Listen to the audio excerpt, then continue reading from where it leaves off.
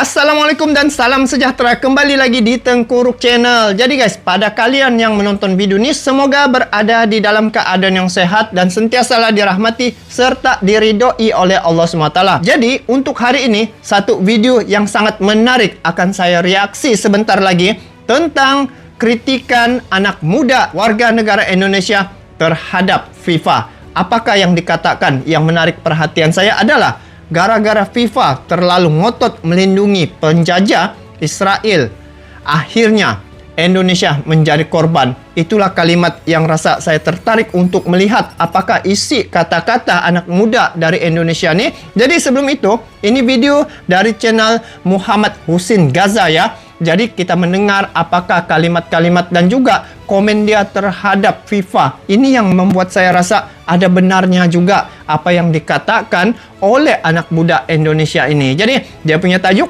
saya cuma kritik FIFA. Kenapa Instagram SWOT dia punya IG guys, dia ada upload satu video tetapi telah di take down ya di IG. Jadi apakah pernyataan Muhammad Husin Gaza, anak muda Indonesia ini? Langsung sejak kita semak klip video ini, kepada kalian yang menonton nih, support juga dia punya channel ya, dengan memberi like, komen, dan bagi yang belum subscribe, boleh subscribe dia punya channel. Jadi langsung kita mendengar komen beliau terhadap kritikan pada FIFA. Jom.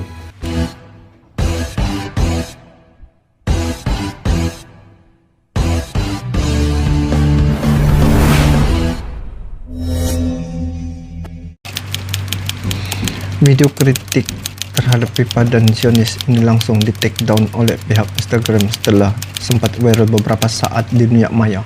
Wow. Assalamualaikum warahmatullahi wabarakatuh, teman-teman. Negara hoax Zionis Israel kembali memperlihatkan jati diri mereka sebagai bangsa yang rasis, teroris, diskriminatif, dan barbar. Kamis kemarin tanggal 30 Maret, tentara Zionis itu menghujani Stadion Syahid Faisal di Al-Quds dengan bom air mata ketika laga final Piala Yasser Arafat lagi berlangsung loh. Otomatis para pemain dan para penonton terluka dan mengalami sesak nafas karena mengisap asap racun penjajah itu, dan ada anak-anak di situ. Dan teman-teman, aksi terkutuk itu dilakukan tanpa alasan, nggak ada hujan, nggak ada angin, tiba-tiba gitu aja mereka iseng teror. Dan tragedi kanjuruhan bisa aja terjadi terulang kembali di Palestina hari itu. Dan catat ya, aksi teror itu terjadi cuma satu hari setelah FIFA, si paling sepak bola itu, mencoret Indonesia dari tuan rumah Piala Dunia U20 dan menendang keluar timnas kita, yang konon salah satu alasannya adalah karena masyarakat Indonesia menolak kehadiran timnas Israel. Nah, karena terkait kekecewaan sebagian masyarakat Indonesia terkait batalnya timnas berlaga di Pildun U20 itu ya, kita semua bisa maklumi, karena saya juga kecewa, pastilah. Tapi hati-hati, lihat kemana kekecewaan kita ini ditumpahkan. Jangan sampai jadi kita salah menunjuk pihak yang bertanggung jawab. Karena blundernya kita dalam melempar tanggung jawab akan berakhir pada narasi dangkal dan bodoh. Contoh, gara-gara bantu Palestina, kita rela mengubur impian anak-anak bangsa. Kenapa sih harus Palestina yang jadi target tendensius itu? Kenapa narasinya nggak seperti ini misalnya ya? Gara-gara FIFA terlalu ngotot melindungi penjajah Israel, impian Indonesia menjadi korban. Itu kalimatnya ya guys. Kalimat yang pertama. Oke, dengar balik. Penjajah Israel, impian gara-gara FIFA itu. Nih. Kenapa narasinya nggak seperti ini misalnya ya? Gara-gara FIFA terlalu ngotot melindungi penjajah Israel, impian Indonesia menjadi korban. Atau gini, gara-gara FIFA nggak berani kasih sanksi ke Israel seperti mereka memberikan sanksi ke Rusia, akhirnya timnas Indonesia menjadi korban. Kenapa nggak gitu narasinya sih? Kan enak, terdengar lebih cerdas dan punya sikap dewasa, berani. Dan buat kalian-kalian yang ngotot jadi jubir FIFA selama ini dan selalu berpoar-poar, jangan campur adukan politik dan sepak bola. Coba dong kritisi juga FIFA-nya. Jangan beraninya sesama kita aja, nyalahin sana, nyalahin sini, nuduh itu, nuduh ini. Tapi butet dan bisu terhadap hipokrit dan kemunafikan FIFA. menutup mata dan telinga terhadap standar ganda FIFA. Kita bangsa yang merdeka, yang punya hak untuk kritis dan punya hak untuk bersikap. Bukan bangsa budak yang mentalnya mental budak, manut, nurut disuruh ini, disuruh itu, sama juragan yang rasis dan diskriminatif. Jangan campur adukan politik dan sepak bola. Woi, itu yang terjadi di Palestina bukan cuma politik, tapi kita bicara nyawa manusia yang terus dihabisi setiap hari. Katanya tidak ada sepak bola seharga nyawa. Coba dong baca berita. Dalam 3 bulan terakhir ya, udah 90 warga sipil Palestina dibunuh oleh Zionis Israel. Wah, di rata-rata itu one day one kill, 1 hari 1 nyawa. Oke lah, bisa jadi Indonesia akan dikecilkan di ajang olahraga FIFA. Tapi ingat, penolakan Indonesia terhadap timnas penjajah itu akan dicatat dalam sejarah dengan tinta emas, bahwa di dunia ini masih ada negara yang sekeren Indonesia, yang tegas dan konsisten dalam menjaga amanah konstitusinya, menentang kolonialisme, dan berani menentang penjajahan, di mana hari ini negara-negara dunia memilih bungkam, bersembunyi, ketakutan. Bravo Indonesia. Oh, saya tertarik dengan kata-kata ini Muhammad Husin ya, Muhammad Husin. Dia di Gaza ya. Apa yang menariknya ini di sini? Kata-katanya itu adalah benar juga ya, bagi pandangan saya ya. Kenapa?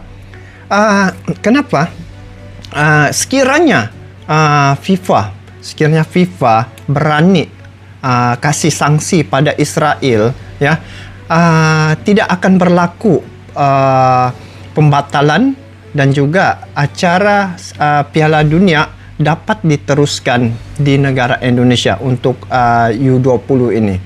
Gara-gara satu negara ini saja. Kenapa Rusia guys, Rusia dia berani coret, dia berani kenakan sanksi pada Rusia. Tetapi Israel dia tidak berani kenakan sanksi, kasih sanksi pada Israel. Sedangkan kalau ditengok ya, dari segi kekuatan alutsista, kekuatan militer, Rusia nih negara yang ketiga ya, yang terkuat di dunia. Jadi Israel di bawah lagi guys. Tetapi kenapa Rusia dia berani coret, sedangkan negara itu sangat kuat ya, antara yang terkuat di dunia. Itu Israel di bawah lagi. Israel ini dia tidak lah standing dengan Rusia, tetapi FIFA di situ yang saya nampak dia macam tidak adil. Dia tidak berani kenakan sanksi pada Israel disebabkan tidak tahulah kenapa. Padahal Israel juga melakukan perkara yang sama, membuat invasi ya, serangan terhadap Palestina sudah berpuluh-puluh tahun. Berlaku kekejaman dari Israel pada Palestina. Nah, di sini nampak, di sini FIFA macam dia punya kingmaker, yang saya nampak di sini kingmaker. Di antara rakyat Indonesia saya tengok di situ tidak ada masalah ya. Dua-duanya ada benarnya.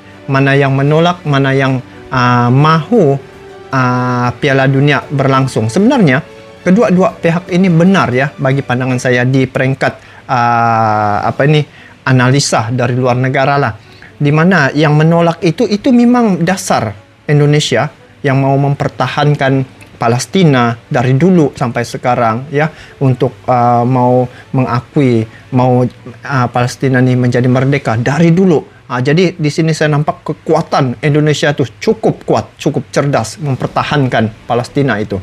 Dan yang kedua, dari segi ingin menjadi tuan rumah Piala Dunia, ini adalah peluang yang sangat besar, sangat dinanti-nantikan oleh banyak negara ya. Menjadi tuan rumah ini bukan mudah untuk Piala Dunia, tetapi karena di situ ada Israel, jadi terdapat sana pro dan kontra. Tetapi yang nampak di situ, dua-dua ini adalah benda yang maruah bangsa negara Indonesia ya, untuk menjadikan Indonesia itu dikenali di seluruh dunia dan juga mempertahankan dasar Indonesia itu. Kedua-duanya benar. Cuma kita melihat dari sudut pandang yang berbeza ya. Apabila kita melihat pada FIFA, sekiranya yang saya tengok apa yang diperkatakan oleh anak muda warga Indonesia nih, sekiranya FIFA berani memberi ataupun mengenakan sanksi pada Israel, saya yakin dan percaya Piala Dunia dapat berjalan dengan lancar ya di Indonesia sebagai tuan rumah. Indonesia adalah negara Islam yang teramai di dunia. Jadi FIFA dia mempunyai anggota sampai 220 kalau tidak silap ya, negara-negara anggotanya. Saya pernah dengar FIFA ini juga lebih kuat powernya ya dari PBB. Dia punya kekuatan power tu. Tidak tahu salah benar atau salah, tapi pernah terdengar ya. Jadi kalau tengok ya, mungkin dia ada unsur-unsur di situ untuk mau kasih masuk ya unsur-unsur Israel di situ untuk Indonesia. Kenapa dia tidak berani jatuhkan ataupun kasih sanksi pada Israel? Kalau dikasih sanksi pada Israel, perlawanan ini ataupun Piala Dunia ni pasti dapat berjalan dengan lancar. Itu saja masalahnya. Dengan kehadiran Israel boleh jalan. Macam yang berlaku sebelum ini, Rusia dikasih sanksi, akhirnya Rusia tidak ikut kan, pun boleh berjalan Piala Dunia. Tetapi ini Israel nih guys. Jadi persoalannya siapakah FIFA sebenarnya? Nah, kalian mungkin boleh komen. Jadi kita tanggapi perkara ini secara positif dan ilmiah. Boleh dengar banyak kali dari channel ini. Saya cuma kritik FIFA katanya di sini. Kenapa Instagramnya di spot, di take down ya? Di sini saya nampak macam ada logiknya ya apa yang dia katakan itu. Jadi mungkin masing-masing mempunyai pandangan kan. Itu pandangan itu adalah pandangan tersendiri. Saya menghormati semua pandangan. Apapun, semoga Indonesia bisa untuk menjadi satu negara yang disegani dan juga dihormati ya. Saya juga merasa kecewa ya apabila pembatalan Indonesia menjadi tuan rumah ya. Padahal kami dari Malaysia sudah berencana untuk datang ke Indonesia untuk menyaksikan dan memberi sokongan pada timnas Indonesia ya untuk Piala Dunia nih. Kami sudah merencana sebenarnya, tetapi apa boleh buat, perkara ini sudah berlaku. Cuma kedepannya semoga pasukan timnas Indonesia jangan berputus asa ya. Banyak lagi kejuaraan yang lain yang pasukan timnas Indonesia bisa untuk tunjukkan kehebatan dan kebolehan pasukan timnas Indonesia. Majulah Indonesia ya. Semoga Indonesia dan Malaysia kekal akrab persahabatannya sampai bila-bila. Sampai jumpa lagi. Assalamualaikum dan bertemu lagi di video akan datang. Bye-bye.